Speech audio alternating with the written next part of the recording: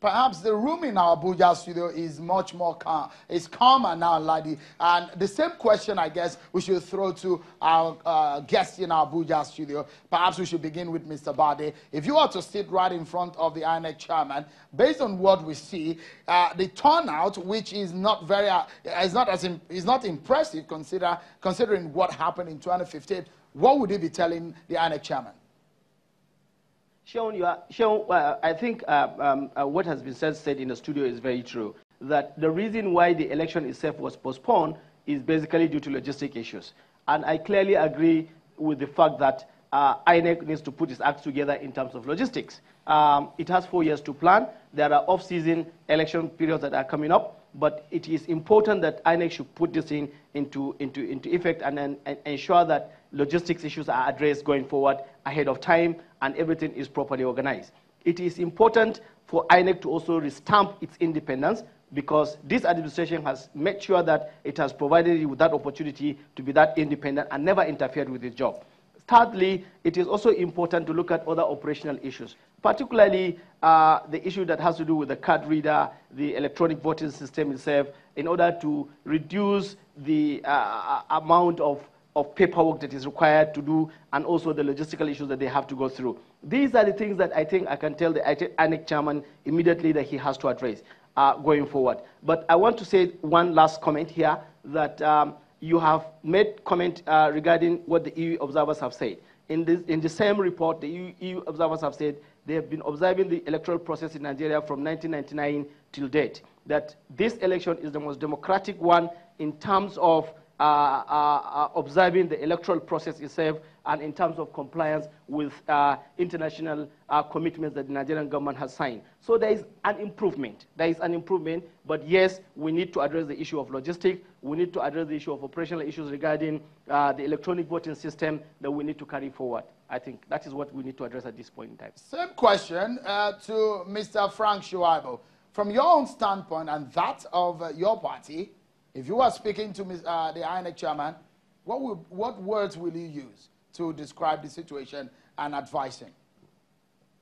What I will tell them today, tomorrow, and the day after is the fact that they need to maintain what we call, they need to become what we call unbiased arbiters and unbiased umpires. They need to detach themselves from the ruling party. You know, because the INEC chairman, for instance, before this last presidential election, admitted on national television that a contractor for the upgrade of card reader machine was a candidate of the APC. Nothing was done. He even promised on national television. That is one promise I hold him accountable to. He promised on national television that after the card readers went out for the February 16th election and were brought back, when we raised an issue at the press conference, that look, there are possibilities that these card readers may have been compromised or may be compromised. He agreed with us and said, look, we're going to appoint what we call independent auditors to take a look at these card readers. That was never done. That was never done. He went into that election. The card readers were failing in some strongholds, perceived strongholds of a political party, and they were working efficiently, or they never even used them at all in some other locations. These are completely incongruous. This, you know, and are trending, especially to the ultimate voter, you know, who stand in the sun, risk everything, you know, and to even my brothers in far away, Boronu and Yobe, you know, who are the risk of Boko Haram, even when their governor could not come out to vote due to insecurity. Mr. Shuaibu, I understand where you're coming from, but again, you need to look at the figures, and let's just calm down a bit. About 51% of the voter, of 82 million or so registered voter, are Nigerian youth between ages 18 and 35. It does not look like they did come out for this election. If you're speaking to the young Nigerians in that regard, what would you be telling them? I can't hear you. Can you hear me? I was saying the question is this, Mr. Shuaibu, that Nigerian voters, if you look at the breakdown of the ages of the Nigerian voters as released by INEC, 18 years and 35. Between those ages, we had over 50% of voters. But if you look at the statistics that we have, it doesn't look like they all came out to vote in this election. If you are going to talk to them right here, what would you be telling them? Sure, I think you guys need to work on your communication system. We can barely hear you here. I'm straining my ears and I cannot hear you. I'm sorry. Okay, we'll come to you. You heard me clearly earlier on. I don't know what has happened, but interesting things that are happening, Mr. Daniel. If you look at this, and a lot of Nigerians, a lot of issues that we raised going into this election, and considering the number of political parties on the ballot, 73 for the presidential election. Do you think that is responsible? Before you answer that, Mr. Daniel, let us take the opportunity to thank our guests in Abuja, Mr. Frank Shaibu, the spokesperson of the Atiku Abubakar campaign organization, and Mr. Barde, who is the Deputy Director General of Operations of the APC campaign organization. Thank you very much for joining us from our Abuja studios. Mr. Daniel, you can now have the last word. So the question I was asking, if you look at the complexity of the ballot paper, do you think that multiple party system is a way to go going forward, perhaps in another election cycle? I think it's, first things, I think it's a healthy competition, and I think it's an evolving democratic system that we should allow to evolve. But a situation where you have two major political parties that are muscling the other political parties is a different story.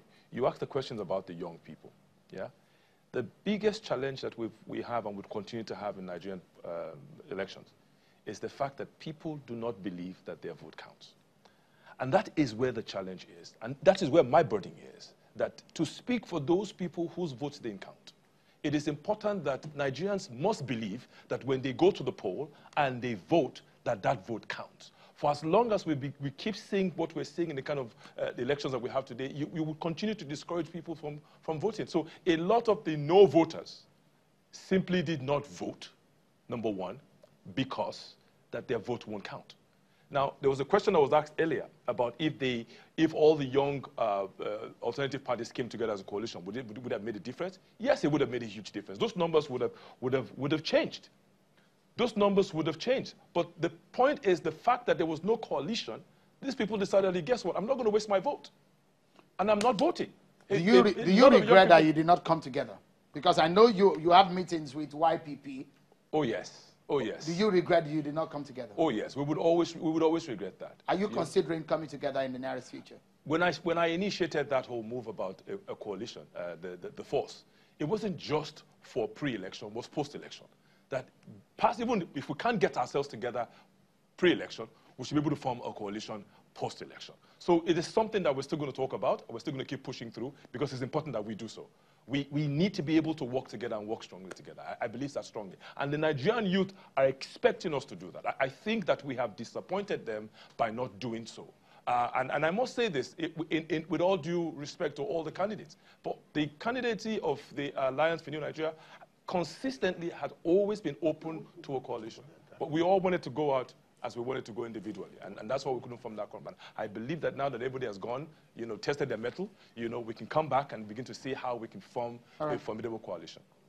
It's interesting talking to you, Mr. Emmanuel Daniel. Thank you very much. Laddie? Yes. Well, before we let you go, I want to expand the scope of the discussion a little and take a look at some of the other issues that we have talked about. One, for example, if you were to talk about agenda setting in general now, even while those who are opposed, those who feel aggrieved and so on, pursue their grievances through the normal channels, there still has to be governance. And in that regard, what would be your priority? We've been asking all our guests all through today. What would be your priority areas in terms of what should be addressed now?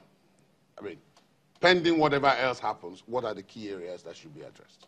I think outside of the electoral process. I think security is number one. Because without security, really, a lot of the other parts of governance, we won't be able to find that the way we want it to be. So security is important. That the whoever is in government ensures that, you know, Nigerians are secure. And How do you propose they do that differently from the way they say they are doing it now? I think one of the key things, again, it takes a lot. You have 4 years. You had 4 years to be able to try and create jobs. You had 4 years to be able to ensure that government can't create jobs itself, but it has to ensure that the private sector itself creates an enabling environment for the private sector to be able to create jobs. Now, the young people who are getting disenfranchised, who are going into this war and these battles, are people who don't have jobs. They're unemployed. So the focus must be there. And then this thing about the North and the South and the Muslims and the Christians needs to end. You know, this is a language for politicians to continue to keep a divide. Nigerians we're not divided people. We need to begin to push that agenda that it's a new Nigeria. They have to speak with one voice. We have to change the way of governance. I believe that government should also look at reducing government at the moment. The way that the amount of money that has been spent, you know, maintaining this large kind of government that we have. I believe very strongly that this government should look into that squarely. And the thing about anti-corruption, again, you know, do we believe in that fight? No. I can say this from, you know, that both parties, both the PDP and the APC, are filled with people who are corrupt from beginning to the end. And so if you're going to fight a battle, if you're truly going to fight anti-corruption, you should start that and do things right, regardless of where the party is. So the government must stop paying lip service to what they're saying, but to do what needs to be done. And I think that's what Nigeria is asking for. Nigeria is asking for a government that will make a promise and will keep their promise. And until we find that government that will make that promise and keep that promise, we will keep pushing hard and making sure that we don't allow the government drop the ball. That's really what I was going to say. What part do you think the people can actually play in ensuring that they get the successes and the dividends of democracy? I think Nigerians must be, this is another challenge that I have generally. And I said that one of the big things that we have as people is that we live in a false bubble. We live a lie. We believe in a lie. Everything we do is within the context of a lie. And as long as we're living in that, you know, we would never be able to get ourselves out of that scope. So in Nigeria will compare himself with, guess what? Like when the elections were going on, would you choose somebody who kills or would you choose somebody who's corrupt? I mean, how do you use those parameters as anything? You know, our foundation must be righteous. Our foundation must be with justice. Our foundation must be with truth, with whatever it is that we're doing. And because we don't pursue those things, you know, it seems to be that we have, it's almost like we have two scales of how, you know, and how we measure things. So Nigerians need to be very truthful to one another. Nigeria needs to come to the understanding that we are no longer a nation of tribes, but a nation with one conscience, that it's a new Nigeria, it's a Nigeria, that we must build this Nigeria together. That dream, that picture of one Nigeria. One Nigeria. How do we push that a tribe. Picture? The responsibility is you and I. The responsibility is you and I. There's certain things that I believe very strongly that we must take away from the Constitution. Like, you know, state of origin should be gone completely out of it. Federal character? Yes, should be gone. All of those things should be taken out. But those things were put in there possibly for particular reasons, which paradoxically might actually be to encourage a sense of inclusiveness and unity. So when you say they should be taken out, people will ask the question, how do you think then that unity will be encouraged if all those things are taken out? If that was what the purpose is, why is it failed? You can't continue to use the same thing and expect a different result. What we're saying is change it. But could it be the practitioners? Because many people in Nigeria talk about the fact that we've got lovely systems, but that when you then say, okay, this is the system, go and operate it, the operators seem to be the challenge. That is what I was saying to you about the typical Nigeria. It's not, corruption is not something that is, you know, with a section of people. Corruption is something that is endemic. It's almost like in everything that we do. You know, a man who shuns in traffic, a man who does, there's so many things. So somebody who says, okay, I will pick your bag for you, you know, and walk you through the queue. It's not a big deal for you, but all of those things are corrupt acts. So we are all involved in this in one way or another. And I think that brings us to the question of attitude then. Character, value. What have we lost in Nigeria is value. What we had in the early 60s was values. When you had the Tafawa Balewa who was going to the United States of America, he was somebody who had character, who had values. We've lost that completely in Nigeria. And that needs to be restored. And if we have values and characters installed in Nigeria, imbibed by Nigerians, a lot of things will change. Because if perhaps you don't have the right electoral values, process. Sorry? Now, I said perhaps even the electoral process about which it there would seem to be so many it would complaints. affect everything across the board. And this is one of the reasons why I got involved in politics. That things must be done differently. But then politics is a game of numbers. It does appear that at the moment, the critical mass isn't there Yes. for this push. Yes. It would appear as if many people are satisfied or at least not complaining about things as they are. And therefore, when you then come and say, hey, look, this is wrong and so on, there's a tendency to say, why? You know, and then you have an uphill task trying to... Well, I never got involved in this thinking that it was going to be a walk in the park. It's a 20-year vision. Is that we're going to start building. The work begins immediately after the election. The work begins for us to start building this party and building the ideology behind this party. So when you're talking about a two-party system, yes, eventually that two-party system, A&M will be one of those particular parties, and then the others will begin to merge to become one party. But we want to craft the ideology, craft the kind of party that we have. You cannot have a productive government that sits on platforms that are not credible. It will never happen. You can't find that. So the thing is to build a credible platform that would attract credible people, and eventually you'll be able to have credible kind of people in government. And it's a lot of work, but we are prepared to go through that mile. And it's trying to instill value, the character in Nigerians to understand that there's much more to that. The kind of politics we play today is the politics where you find out that someone wakes up in the morning, you know, the system where you impoverish the poor, the population, you know, the citizens, and then every 4 years you amass wealth, because you have to amass wealth. The way this system is played, you must amass wealth, because you need that wealth at the end of 4 years to be able to sign up another 4 years. That's how it works. But any serious-minded political party should begin to walk from the word upwards, the words in the local government, ensuring that you social impact, community development, people are feeling the impact of that particular party. Grow that over a period of 4 years, over a period of 8 years, and I can tell you very clearly that it will change. So no matter the numbers, no matter, even yes, on indeed. Saturday, It's a long job. It's still a long job process. It's time to go.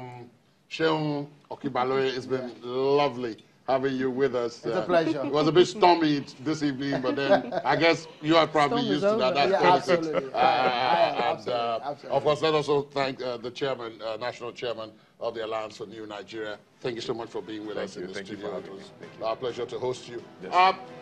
Just to let you know that the Verdict Studios will officially be closing at this point. Of course, we have the governorship elections come the 9th. We will reopen the studios ahead of those elections, the governorship and the State House of Assembly. But for now, there's just enough time to say thank you so much for being with us. Right from February the 11th, when we opened the Verdict Studios for the first time, up until today, February the 27th. indeed. Many thanks for watching. I'm Millicent Walker. And I'm Nel Tagwe. Keep sending in those clips and pictures with the hashtags The Verdict, 2019 elections, and my expectations at Channels TV. Thank you. I'm Nel Tagwe. And I'm Ladi Akeredoluale. Good night. And I'm sure Okibaloye. It's a great way to close this.